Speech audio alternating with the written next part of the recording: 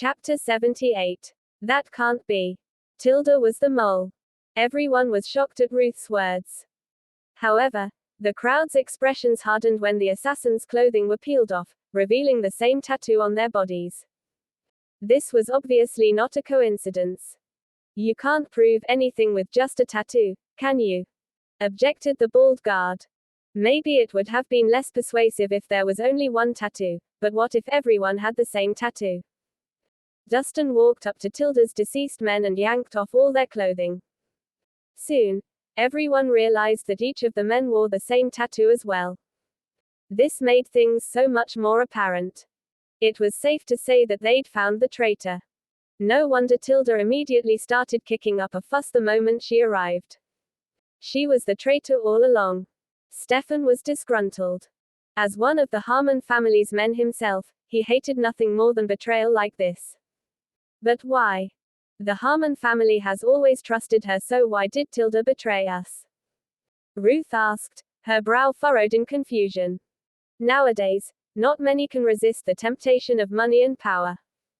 That's why betrayals happen easily. Without Mr. Rhys' keen observation, we would have been in danger.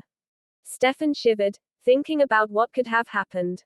After all, having a mole was like a ticking bomb. No one could tell when they might get stabbed in the back. What should we do now, sis? Asked Ruth, at a loss. There's definitely more of them hiding among us. I must let father know immediately so he can start digging into it. Natasha announced with a grave expression. Having a traitor was no small matter. It was much more serious than being attacked by outsiders. After all, a small leak will sink a great ship. The effects might be devastating if this matter was neglected. You're right. We must get to the bottom of this. Traitors are nothing but an abomination. Ruth nodded her head repeatedly. Ms. Harmon, I don't believe Tilda would be a careless person, so there should be a couple more of them hiding among our ranks right now. Dustin began surveying the crowd with eyes like a hawk before his gaze landed on the bald guard. Why are you looking at me? Do you think I'm the mole? The guard narrowed his eyes. We'll know for sure when you take off your clothes, Dustin replied nonchalantly. Why should I? Who are you to order me around? The guard began to lose his cool. Do as Mr. Rhys says. Take off your clothes. Natasha commanded. Ms. Harmon, I've worked for you for so many years. Don't tell me you're suspecting me, the guard said incredulously. Strip. Natasha commanded. Fine. Since none of you believe me, I'll just have to prove my innocence. Snapped the petulant guard, looking as though he had been wronged. However, when he moved to remove his clothes, his face suddenly twisted into a sneer. He flung out his hand and two black objects flew out of his sleeve and hurled toward Dustin and Natasha. No one around them reacted in time since everything happened so quickly. Swiftly, Dustin reached out and effortlessly grabbed the object coming toward him with his fingers. Upon closer inspection, the object turned out to be a poisonous black snake the width of his finger. Ms. Harmon. Someone began shouting. Without anyone realizing it, the second snake had bitten Natasha on the thigh. Grab that traitor. Pissed, Natasha crushed the snake with a harsh stomp.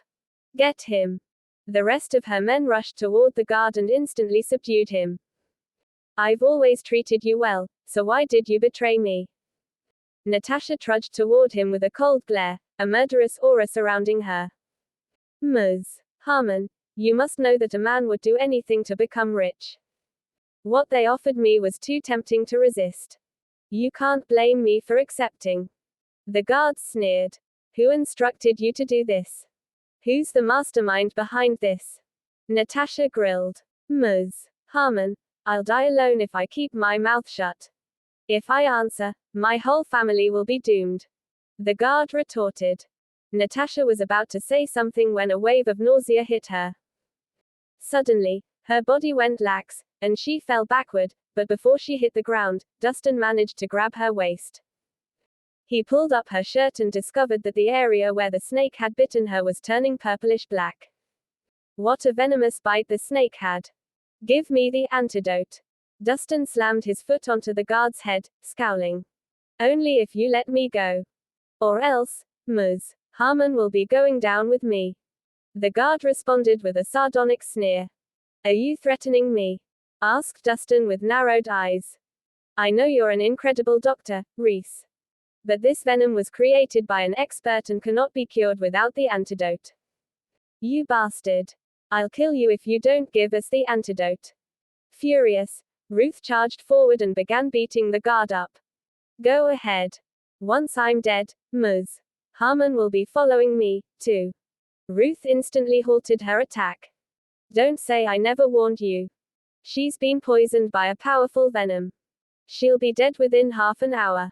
The guard stated menacingly. Give me the antidote and I promise to let you live, vowed Dustin with a cold expression.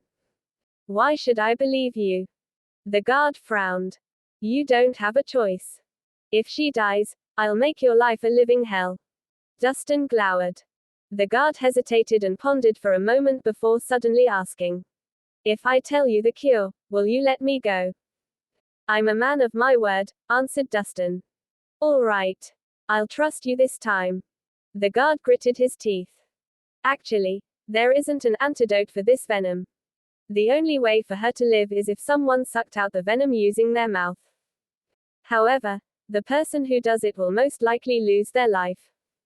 So, it depends on whether you have the guts to do it. The guard sniggered. Thanks for the advice, Dustin nodded. Immediately, he slammed his foot onto the guard's chest, crushing the man's ribs and caused his internal organs to burst out with a splat. Blood burst from the guard's mouth as his eyes widened in disbelief. Why you said you wouldn't kill me? Sorry. I changed my mind, Dustin answered nonchalantly. Why you have no honor. Before the guard could say anything else, he suffocated and died. So what? Dustin asked the dead body. Everyone was dumbfounded by his cavalier attitude. Suddenly, they realized that this innocuous person might be quite the barbarian after all.